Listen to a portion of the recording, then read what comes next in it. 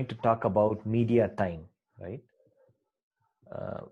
With the onset of this pandemic, all of our media time has increased, right? Not only for the elderly, for the young people, but also for the kids, for students,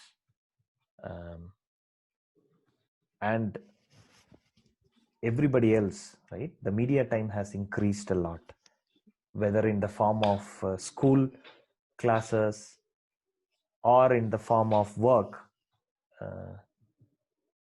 People are more glued to their screen than anything else throughout the day. So is it how does it affect us, right? And what will be the future? That's what we are going to discuss in today's podcast, right? Let's begin. Yeah. Very interesting topic, Venkat. Thank you. I would like to start my side by saying that mobile phone is a weapon of mass destruction. This is a quote I read on Twitter earlier today, and I fully agree with it. More than the benefit it gives to humans, it is now becoming a disease. It is badly affecting the entire human race, including the future, which are the children, actually, unfortunately, right? So we need to act on this problem and eradicate this problem with some smart ways. Like, yeah. Okay. See, for one thing, we have to understand that it's not avoidable, right? The way you're saying mobile phones, for that matter, any online connectivity, right? You seem to be saying that it's a weapon of mass destruction. But the thing is, it has become a necessity. Even for children, now they need these modes of or channels to attend their classes, or even to, now any online competitive exams, everything has been moved online. Okay, because there are no other options. So what are the options here? I don't think there is any other way than to let them use the devices, right? So it's not possible for us to completely eradicate this, right? That's out of the question. So all we can do is to limit the damage, or to see how we can benefit from it. We as in adults as well as kids, right? Because I agree that it's a universal problem, but I think we cannot eradicate it, and nor should we want to, because the benefits are too many. The benefits are too many, and it's kind of driving the new economy, and it's doing a lot of good, right? So we can only think of mitigating the impact, or negative impact. Why do everyone needs a separate device, and there everybody is almost drowning into the endless, bottomless entertainment or the consumption that happens through these devices? Yeah, it depends, right? Because now there is no separation between consumption or entertainment or work, right? Because people are working from home, so they need the device. They need the device for the duration of 8 hours at least a day, right? So beyond that, if the family needs connectivity, what would they do? So the solution that Aman is suggesting of centralizing it, right? I don't think that's feasible. See, I think what Aman was pointing was in terms of the entertainment that people consume, right, through these devices. He was looking for some unified solution in the form of entertainment, right? However, if you see right now, the schools are happening, school classes are being conducted through online mode, right? And studies are happening through that, right? Useful things, not just entertainment, are happening through uh, online channels, right?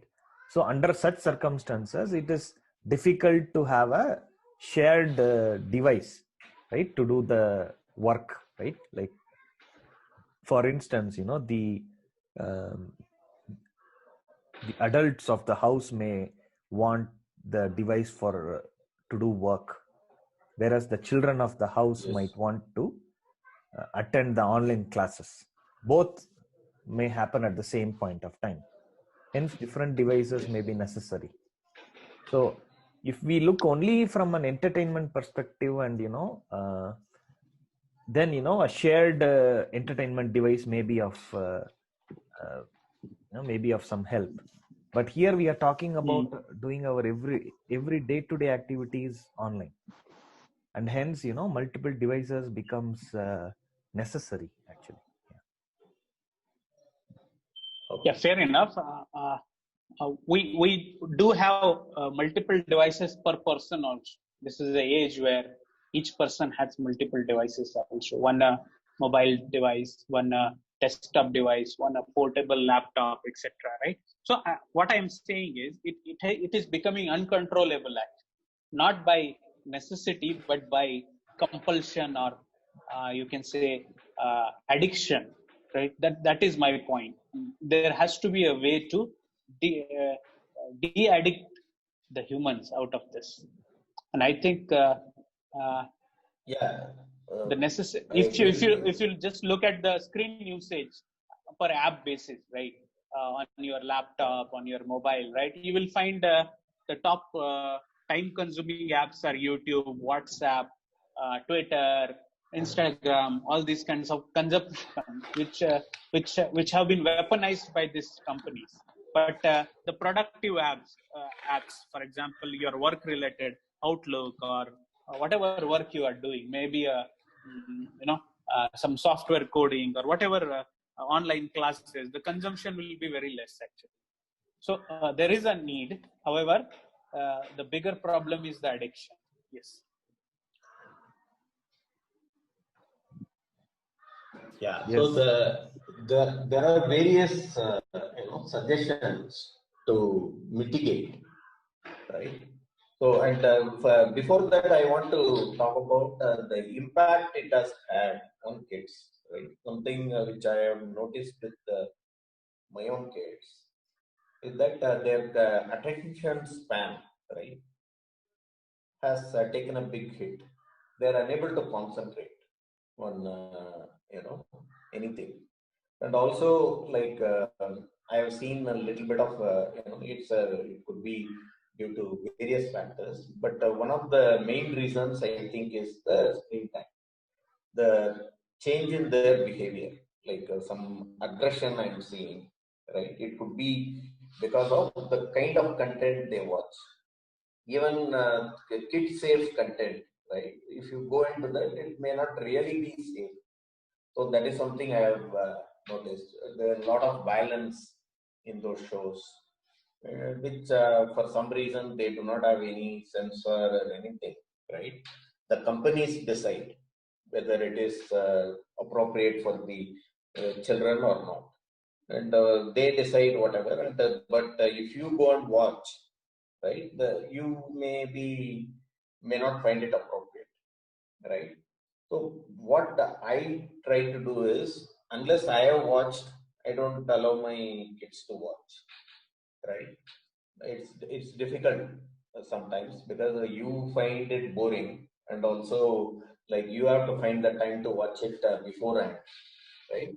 Or you can sit with them and watch, and if show has some kind of inappropriate content, you can turn it off, and later may make note that this show is not allowed, right? So that is one thing. And the other thing is, like I have found that there is some addiction to the screen, meaning if you for anything else, they may not get so angry, other than if you take this entertainment away from them. Like when your kids are watching something on the phone, right? And in between, if you want to take it away from them, then they display a lot of anger. They really feel frustrated that it's being taken away from them. So these are the things I have noticed. So some of the things I have tried is that they never allow them to watch anything alone, right? Unless one of us is there to sit and watch with them, they don't watch anything alone, right? So that is one thing. The other thing is fixing the time. Like you can watch only from this time to this time, like maybe from afternoon 2 to 3, and that fits in with our own the first requirement that unless one of us is there, no one should be watching, right? So, and apart from that, nothing much can be done about the official activities that they have, like school activities and all. Of course, the teacher is there to control them to an extent possible and keep an eye on them, right? So that is what I am doing, right? But it's consuming a lot of time on my part or my wife's part, right? But so that is something we can't avoid. The activity 2 to 3 you said, right, about kids consuming entertainment. I think it makes more sense for them to consume it in an open media like on television instead of individual handheld device, because that way we also have an eye on what is being shown to the kids and we can choose the program, you know? Yeah, agreed. Agreed. That's what we do. Okay, what about the grown-ups, right? What about the grown-ups? How is the media time and the device time affecting them? Right, one visual, right, that I want to describe to you I guys is think, people waking up in the middle of yeah. Sorry night. to interrupt, Venkat, but I think there I need my mother's help. Only my mother can control me there. I think, The grown-ups right? is like, If my wife takes my phone away, then I will get angry and frustrated, right? So I am no better than my kids when it comes to these devices. So I uh-huh. think I need my mother to But control what is me. it that makes it so addictive? Like, what is it? Like, I don't know. It is highly addictive, right? Yeah, see, that's an easy question. Right? It's designed for that. It is designed for addiction because all the web series and all they are just designed for binge watching, right? And people wait up uh, to for midnight. If something is released at midnight, they wait up and then they watch. And once you watch the first episode, that's it. You're gone, right? You have to watch the next episode, and so on, right? One advantage adults have is that we know these things, so we avoid like the entire thing. You can avoid. You can completely desist from watching. For example, you know that some shows are like really good, like Game of Thrones, right? I'm yet to watch because I know that if I start with one, then I cannot avoid binge watching, right? So next 2 3 days, I will watch only that, and the impact will also be much more because they also leave you with a sense of dissatisfaction at the end of it, right? It works two ways, if you ask me. One is initially it's like very interesting. The web series or anything, when it starts, initially it is like very interesting. The first episode, if you watch, they would have designed it so well that you want to watch or you have to watch the second episode, and so on. So you are hooked and you finish the season 1, season 2. By that time, you are like your senses are a little dull, and you end the show on a whimper. Like uh, you don't feel that euphoria or sense of satisfaction when the show ends. Fair enough, Damu. I want your views on like web series and shows. It's makes sense, but general like this Facebook, WhatsApp, Instagram, this kind of or news checking, this kind of social media, right? That is also highly addictive. No matter if even if there is no notification, your hand goes to your phone and you unlock it unnecessarily. Few days back, I had run a usage stat on my phone and found that there were about 150 unlocks in a day, right? And I don't think I received those many notifications. So there is some sort of a psychological factors on other things than the web series you mentioned. Yes. No, that is just an example, if you ask me. The web series are an example of a well-designed addictive system, right? But everything, like you mentioned, Facebook, right? If you put your post, then you are thinking of receiving feedback. And if you receive a feedback can be like a likes, feedback can be like comments, and if there is a comment, you feel compelled to respond to that, right? So there is some quite a bit of interaction, right? And also these things afford a certain level of anonymity. Even if you know somebody, right? You feel much more comfortable saying things on Facebook than face to face. You will say things on Facebook or on online platform, things you wouldn't dare to say or you will be embarrassed to say in person.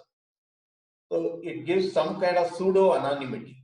I would call it that, because if you really look into that person, you will be able to find out. Probably you will be able to figure out who he is and all. Or sometimes they don't even hide it. They put their profile, everything, and where they work, everything, and then they will come and make some comment, which they will not make in person, right? So there is some kind of shroud of anonymity, I would say. So they feel free to express themselves. So when there is a place where you can freely express yourself, obviously you start liking that place, right? Or you start getting addicted to that, because people want that kind of free expression, right? They want to express themselves. Then they receive their feedback in terms of likes, dislikes, or comments. Then there begins a back and forth between the players, right? So you could think of it as some kind of game only, right? All this Facebook, everything, because nothing really happens. It's just a game of mostly one-upmanship, like where they say something here and opposing parties say something, then you find a groupism, right? Where a few people will gang up on the other and then do this. And then you have like a mob activity like trolling, right? Everything that you can find in a regular society, you can find in Facebook or any such Twitter or any of these social media platforms. And that is why it is addictive, because it mirrors life. But it's easier, and you feel more, your inhibitions are low on a social platform, right? If some atrocity is happening on the road and you pass by, more often than not, you will simply pass by. Most people will, the average person will simply pass by. He will not stop, or he will have a rationale for that. But if the same thing is happening, or if somebody comments on it, then you find that it is very easy to go there and vent your own frustration, saying that this atrocity is happening and this is bad, and you can rage against it. You can position yourself or post as some kind of a revolutionary. Everything is easy online, right? You can make very atrocious comments, come across as a bold person, anything, but in reality you may be something else, right? So that is the addictiveness here, that is the attractiveness of the social media platforms, if you ask me. So the your question was that Venkat, what do we do about adults, Yeah. right? Yeah. So for adults also it's the same. Like the strategy, if you ask me, is same. Like you fix the time and try to avoid at other times, right? And some of the things that I think you mentioned, like or it's we have discussed earlier also, that before bedtime you should have a buffer time. I want to bring forward an incident, right, that happened around 1.5 years to 2 years ago, right? So I was traveling in a train in an AC, probably third AC compartment, right? And it was around 8:30 in the evening, 8:30 in the night, and people, surprisingly, everybody turned off their lights, right? And they went to their bed. So I was like, wow, that's good, right? People are going to bed at 8:30 and in the train, right? And then I started observing something strange, right? They were they were in their bed, and they had mobile phones in front of them. Invariably, most of them had a mobile phone in front of their screen while they were just lying down, right? And they were probably watching a movie, started to watching movie or serial or whatnot, right? In their bed, just before they sleep, they were watching it. And I was like, wow, is this why you wanted to retire early and go to bed? I don't know what to say, because it could be me also, right? Or you also, or anybody of us. Right? That's how. That's what the norm is. Unfortunately, as we have been speaking, it has consumed our life. We have taken the Continuous. devices and media time to along with us to our bed, Aman, and I think that's not acceptable, right? It's there we have to draw a line here, right? And this was certainly not the line, right? This is people are, as I said, people are waking up in the middle of the night, probably their mind is asking them to wake up at the night and check if they got any new notifications on their phone, right? And this is actually going on the bad side. This is the wrong side of things, right? People having sleep issues due to this, due to the media time and the device in general, right? Which is keeping them hooked even through their sleep, right? That it clearly shows that uh, it is it's treading on the wrong side. This should not be allowed by human beings. Yeah.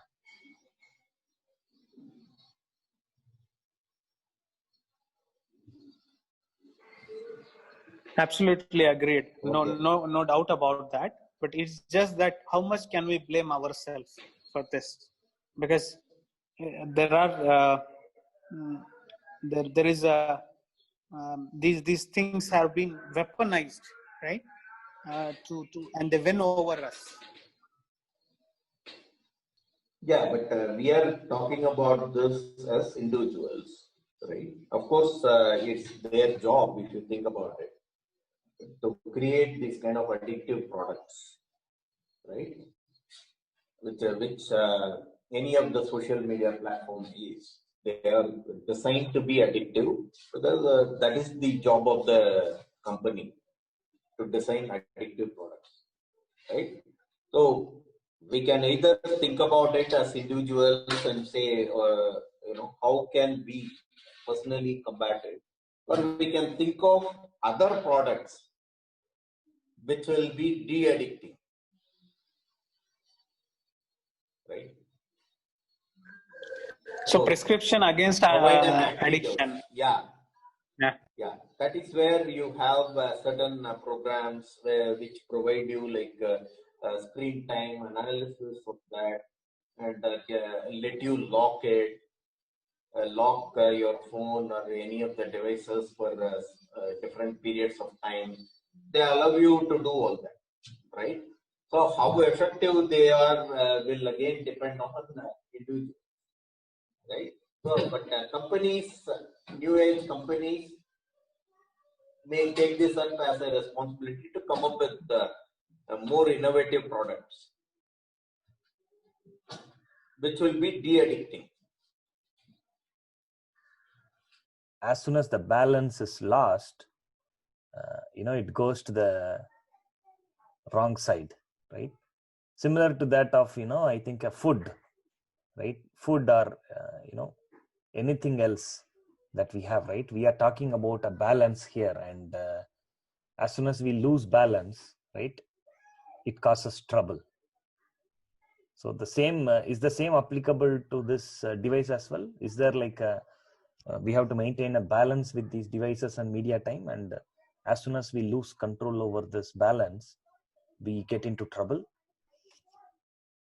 Yeah, I think there is no real disagreement there, right? So we have to find a balance, as we have been talking, right? That is as individuals. But do you guys think anything that companies can do? I feel that it is immoral to to understand, or to utilize the dopamine effect, and to understand the science behind addiction, and then work towards addicting the people, right? That is plain and simple immoral. No, not necessarily, right? Because for anyone to have impact, right, they need that viral effect. Like even on Twitter now, you could say Twitter is the most powerful social media platform, right? Because of its very nature of easy to make viral, right? It has that inbuilt ability to make something viral, right? So any even resistance to anything is indicated, or people actually prepare. Like recently, I saw a post where Amit Shah is visiting Tamil Nadu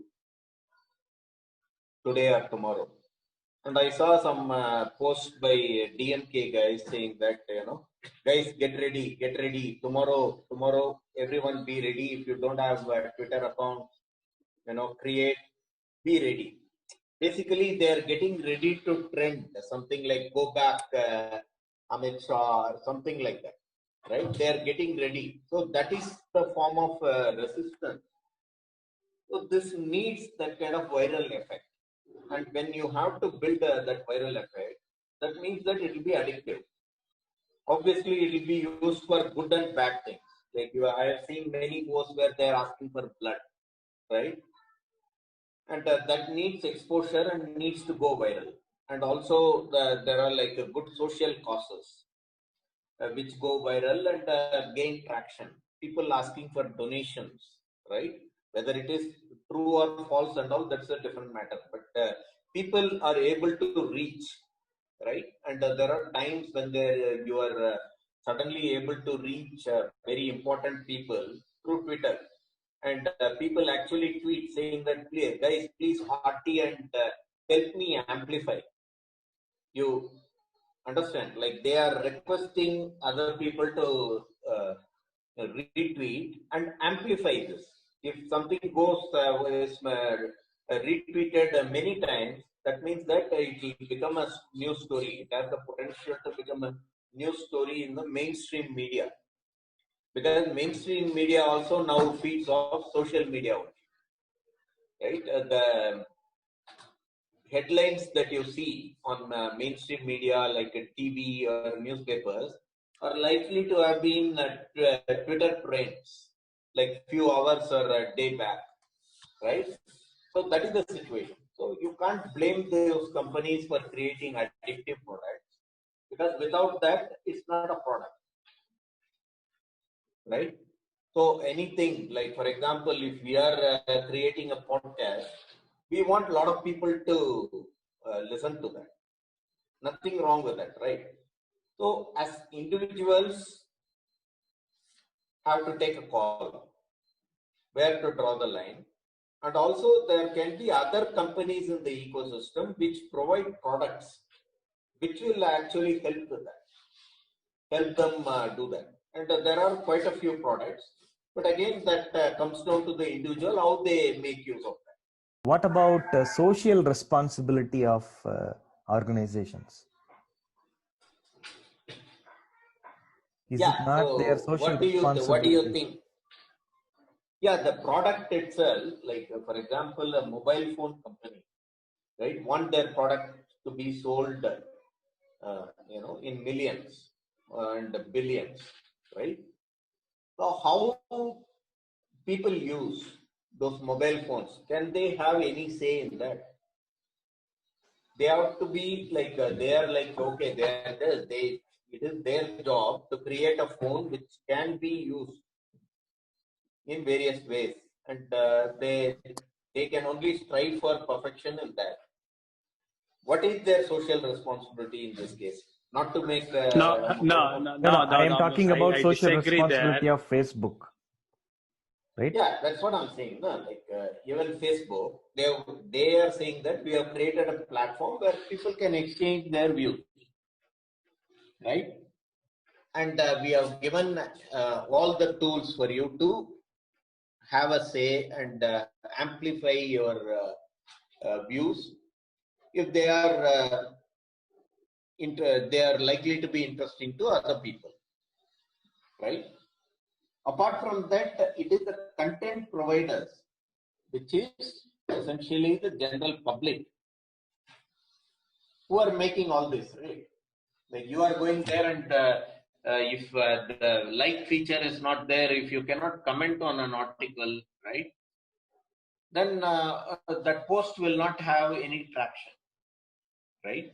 So Facebook as a platform itself will not have any traction. No one will go there if they cannot respond, and if it is a static platform like even blog post, which was quite popular earlier, right? If you disable comments, then the views will definitely reduce because people want to interact. And when they enable that, that is when this addictiveness comes into the picture, right? As a platform, they are duty bound to promote that. Otherwise, why do they exist? Right? Yeah, the motive is sinister at times. For example, you mentioned about the phone, right? But if you buy a phone having Android operating system, right? Let's say a Xiaomi phone, right? You cannot even uninstall YouTube from that. The operating system disables uninstallation of YouTube. It considers its core feature, right? So these kind of things are done. They do not allow you to unsubscribe even if you wish to, right? For having a phone is necessity, but having YouTube is not necessity, right? But they weaponize it. That's my point. What do you say for that? Yeah. So as I said earlier, right? You are calling it weaponizing, right? So they want to make you an addict for their product, right? So what I'm saying is there can be other companies which will make these people addicted to other things. The onus is on the other companies, right? Because you cannot fault these people because there are a lot of good that has come about because of Twitter or Facebook. There are like natural disasters when Twitter has come to the rescue of people, and so Facebook has given voice to a lot of people, right, who were silent all this while. So there is good and bad. I think the ecosystem is robust enough so that other companies can come and come up with de-addicting products, right, which are so good, or addict people to other good things if they feel that this is a bad thing, right? I don't see any other solution from a corporate perspective. Yeah, fair enough. Corporate solutions as well as individual attention, right? And solutions at the individual level. These seem to be the way to go for now. It is left right now. It is left to the individuals to take care of this media time and how it affects their life. That's the current situation, right? It's a very good discussion. Very nice points brought out by us, right? Time to conclude, Aman. Probably ending thought. My ending thought is these things are highly dangerous. Some of them are needed. However, we as individuals and parents need to act quickly on it and let it not affect us more. And hope we are able to win. Okay, great, Aman. Thank you so much for hosting this podcast. Yeah. Yeah, thanks, Aman. Thanks, Venkat. Thanks, guys. Good day. Thank Bye. you. Bye.